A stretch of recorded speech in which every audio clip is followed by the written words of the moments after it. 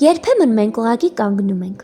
Արտաքուստ ամեն ինչ խաղաղ է, բայց ներսից մի կռիվ, որից նույնիսկ լռելն է ցավոտ։ Դու զգում ես դատարկություն, ու թվում է Աստված լռում է,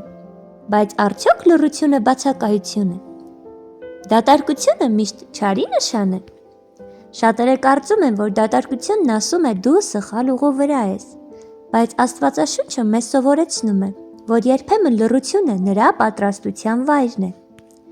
Եվ անապատում ճիչ եղավ, այդտեղ ծնվեց մեծագույն կոչումներից մեկը՝ Մատթեոս 3:3։ Հոգնածությունն ու անհաջողությունները կարող են ունենալ հետաքրքիր լուծում։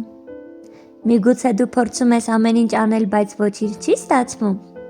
Միգուցե ինքդ քեզ ասում ես իմ կյանքը անհաջողակ է։ Բայց Աստված երբեք չի կառուցում նոր շենք հին հիմքի վրա։ Երբ ամեն բան քանդվում է, նա սկսում է նոր հիմքը։ Ինչ անել, երբ Աստված լռում է։ Սաղմոսներում Դավիթը հարյուրավոր անգամ հարցնում է. Տեր, մինչ ե՞րբ։ Բայց նա շարունակում է փառաբանել։ Հոգևոր աճը հաճախ տեղի է ունենում ոչ թե զգացմունքների բարձր պահին, այլ երբ որոշում ես կանգուն մնալ, անգամ առանց զգալու։ Եթե դու հիմա դատարկություն ես զգում, հոգնածություն,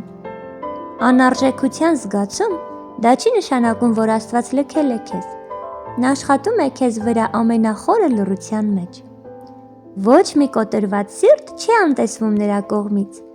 Ու եթե դու հիմա լսում ես այս խոսքերը, դա նշան է, որ նա դեռ խոսում է քեզ հետ։ Գուցե ոչ բարձր, բայց իրական։ Մի դադարիր հուսալ։ Եթե այս տեսանյութով Աստված խոսեց քեզ հետ, ապա բաժանորդագրվիր իմ ալիքին։